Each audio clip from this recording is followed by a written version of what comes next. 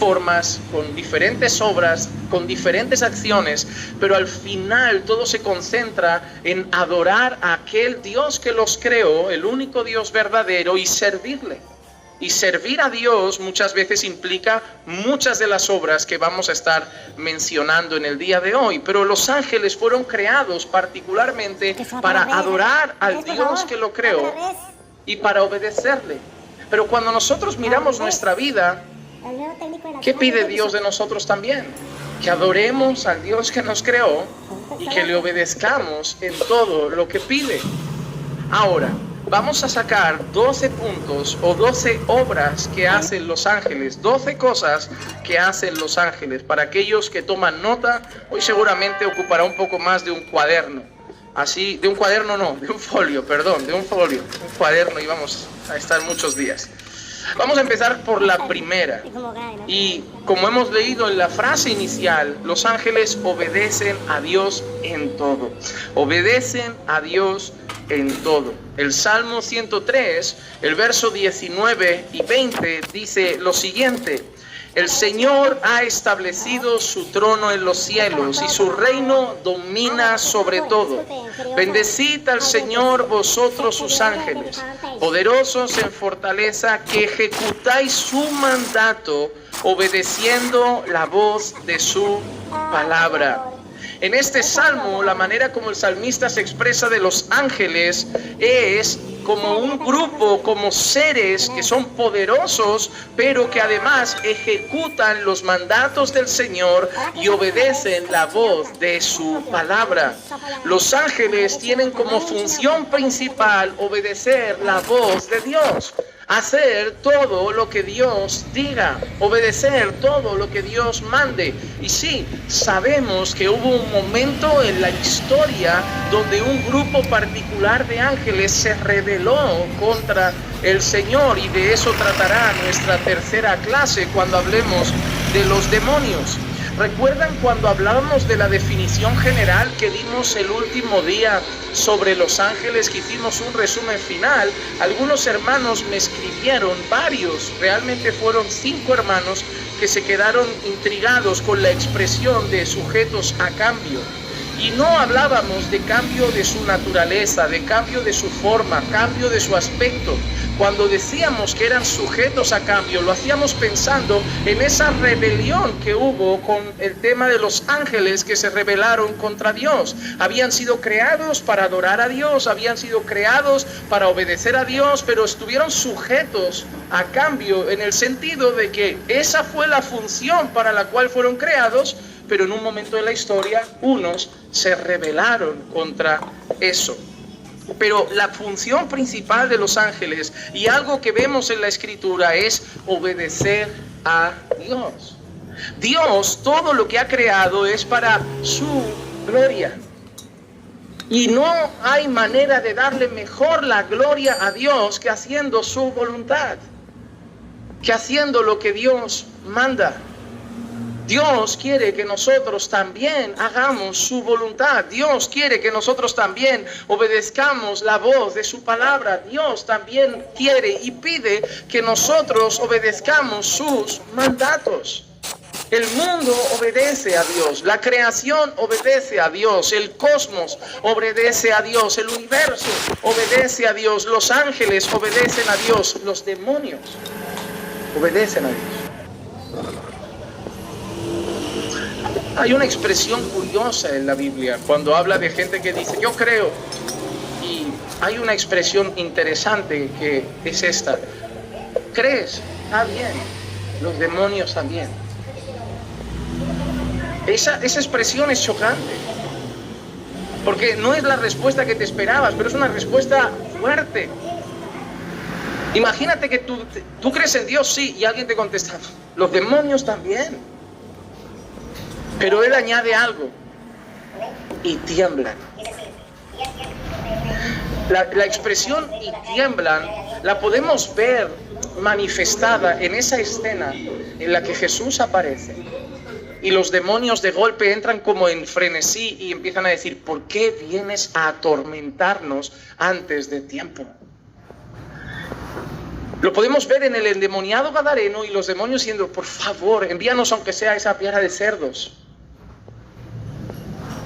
Pero mira cómo se rinden a Jesús. Cuando los discípulos estaban ahí, los discípulos fueron apavorados a Jesús. Jesús, no conseguimos echar fuera a esos demonios. Y Jesús llega y no tiene que gritar, no tiene que dar voces, no tiene que decir, agarrádmelo, atadlo entre cuatro, hacerle una entrevista y un show y un espectáculo. Jesús lo mira y sal.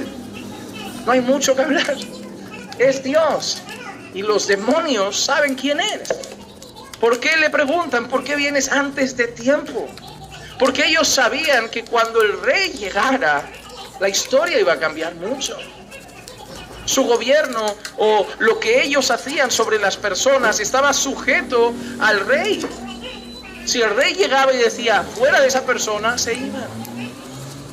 Por eso alguien dijo muy bien que Satanás es el diablo de Dios.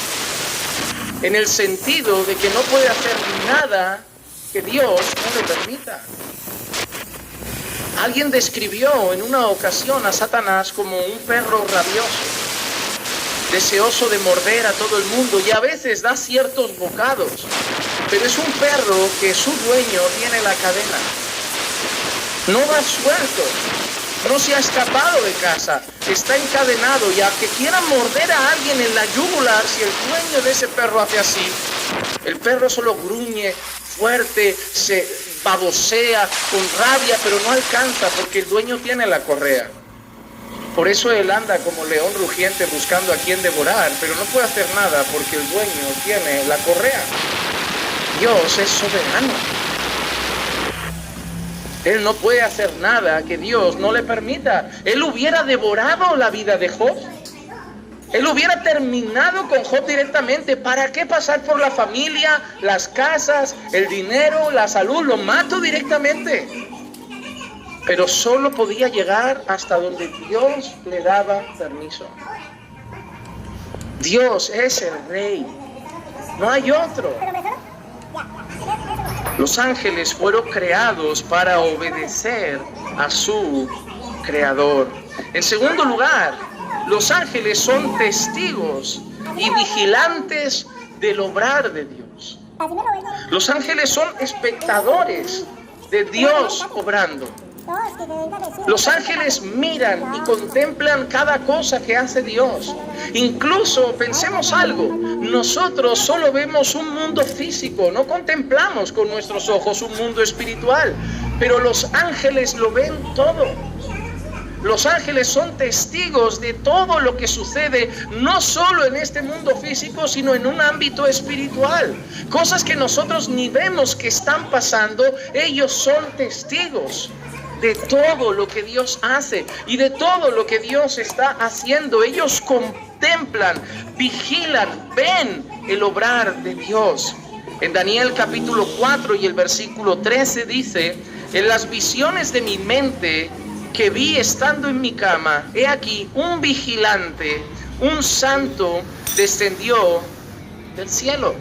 Mira cómo se refiere a ese ser que es un ser angelical y lo llama un vigilante. Un vigilante, alguien que observa, alguien que mira, alguien que está atento, alguien que está observando y viendo todas las cosas. Un vigilante. En Job capítulo 38, en los versículos 4 al 7 dice, ¿dónde estabas tú cuando yo echaba los cimientos de la tierra? Dímelo, si tienes inteligencia. ¿Quién puso sus medidas? Ya que sabes. ¿O quién extendió sobre ella cordel? ¿Sobre qué se asientan sus basas? ¿O quién puso su piedra angular cuando cantaban juntas las estrellas del alba y todos los hijos de Dios gritaban de gozo? Los hijos de Dios en este pasaje, en su contexto, se refiere a los ángeles. Y en este contexto piensen que es el momento donde Job quiere tener una charla con Dios. En un momento de todo lo que le está sucediendo, Job se levanta y quizá cansado, agobiado, dolido por todo lo que sufre. Job dice, ¿quién me diera poder hablar con Dios? ¿Quién me diera poder ir cara a cara con Dios y tener una charla? Porque esto ya cruza el límite. Y Dios se lo concedió. ¿Quieres hablar conmigo? Ven. Lo que fue bonito, porque Dios le dijo, a ver, Job, antes de nada, abróchate el cinturón y escucha. Cuando alguien te dice, abróchate el cinturón y escucha, solo te abrochas el cinturón cuando vienen curvas. Y el Señor le dice a Job, apriétate el cinto. Ahora escucha lo que te voy a preguntar. Y solo le hace preguntas. Dios no le dice a Job, ¿quién te has creído? ¿Quién te has pensado? Dios le hace preguntas. ¿Dónde estabas tú cuando se creó el mundo? ¿Dónde estabas tú cuando se hicieron las estrellas? ¿Eres tú el que le da de comer a los leones y a la cervatilla? ¿Eres tú el que sabe cuándo pare la cabra montesa? ¿Eres tú el que sabe del secreto del hielo y del granizo? ¿Eres tú el que estaba en el firmamento? ¿Eres tú el que le puso límites a los ríos? No le hizo falta reprocharle nada, solo recordarle quién es Dios. Cuando acabó de decirle todas esas preguntas, Job solo dijo una cosa: me pongo la mano en la boca y me callo mejor. Y una de las cosas que le está diciendo Dios en ese diálogo es: ¿dónde estabas tú cuando yo echaba los cimientos de la tierra? Job no lo vio y nosotros tampoco. ¿Quién puso sus medidas? Job no lo vio y nosotros tampoco. ¿Quién extendió sobre ella el cordel? Job no lo vio, nosotros tampoco. Sobre que se asientan sus basas, o quién puso su piedra angular. Le está hablando de la creación, le está hablando del momento de la creación, y obviamente Job dice, yo no sé y yo no estaba. Pero hay alguien que estaba, hay alguien que sí vio la creación, hay alguien que sí contempló la creación, y no solo contempló la creación, dice que cantaban de gozo los hijos de Dios. Y esa expresión se refiere a los ángeles. Los ángeles vieron, contemplaron la creación de Dios. Oh hermano, ¿quién me hubiera dado solo poder ver eso? ¿Quién me hubiera permitido poder como los ángeles ver cómo de la nada Dios hizo todo? Porque yo he visto a veces vídeos, ¿no?, de estos que hacen en YouTube, ahora cada vez con más tecnología, de cómo sale nada y empieza a formarse todo y salen las aguas. Y yo ya me asombro con un vídeo de YouTube. Pero imagínate contemplar el universo. Haya luz, créense en los luminares, y ver cómo todo empieza a aparecer. Y ver a Dios crear por el poder de su palabra. Y ellos asombrados diciendo, nuestro Creador es sublime.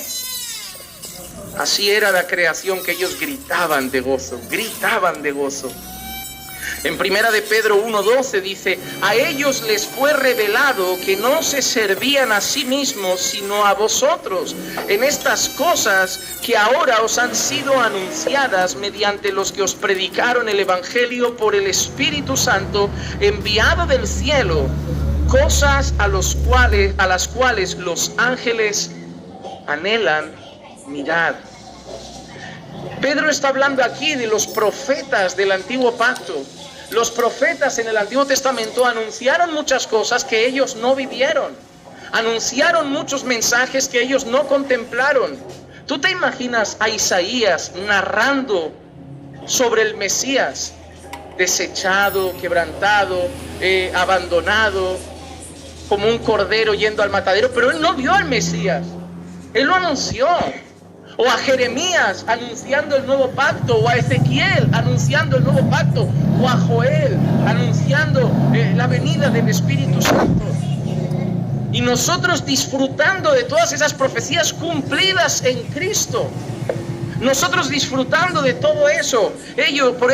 Por eso Pedro dice, a ellos les fue revelado que no se servían a sí mismos. Ellos sabían que lo que estaban anunciando, lo que estaban pregonando, no era para ellos. Ellos no iban a vivir la bendición de ese Espíritu que vendría sobre todos los creyentes. Ellos no iban a vivir la bendición de ver al Cristo encarnado, pero ellos lo anunciaron. Ellos fueron utilizados por el Señor. Y mira que cómo acaba esto al final. En estas cosas que ahora os han sido anunciadas mediante los que os predicaron el Evangelio por el Espíritu Santo enviado del cielo, cosas a las cuales los ángeles anhelan mirar. Ahora tú imagínate a los ángeles escuchando a Dios usar a Isaías anunciando el Mesías, pero ellos no ven la encarnación hasta que sucede. Ellos viendo las profecías, pero ellos sabiendo que ellos sí van a contemplar eso. Ellos sí van a ver el derramar del Espíritu Santo sobre los creyentes. Ellos sí van a ver la encarnación del Hijo de Dios. Ellos sí van a ver la crucifixión. Ellos sí van a ver la obra redentora completa. Por eso dice, cosas que ellos anhelan mirar, porque los ángeles son observadores y ven todo el obrar de Dios. Los hombres vemos lo que nos permitió Dios ver en la época que nos tocó vivir. Pero los ángeles han visto desde la caída de Adán y Eva y verán hasta la gloria. Son testigos del obrar de Dios. Primera de Timoteo capítulo 3 y versículo 16 dice: e indiscutiblemente grande es el misterio de la piedad. Él fue manifestado en la carne, vindicado en el Espíritu, contemplado por ángeles, proclamado entre las naciones, creído en el mundo y recibido arriba en gloria. Está hablando de la obra de Cristo, está hablando de su encarnación, de la obra de vindicación del Espíritu en Cristo, pero entre todas las cosas, su proclamación, el avance del Evangelio por el mundo, hasta finalmente su ascensión en gloria. En medio de todo, Pablo dice a Timoteo, contemplado por los ángeles. Los ángeles fueron testigos de la obra redentora de Jesús. Ellos la habían escuchado profetizada, ellos la habían escuchado anunciada y vieron cada paso de esa obra redentora. En cuanto Jesús termina de enfrentar la tentación del diablo en el desierto, ¿quién aparece al final de la escena después de vencer en la tercera tentación? Y ángeles vinieron y le servían. Estaban mirando. Tú y yo sabemos el relato, pero los ángeles estaban viendo a Satanás tentar al Hijo de Dios. Y vieron esa inmensa victoria, que solo fue la antesala de la victoria final que tendría Jesús sobre la serpiente. Número 3, la tercera obra que podemos ver que hacen los ángeles,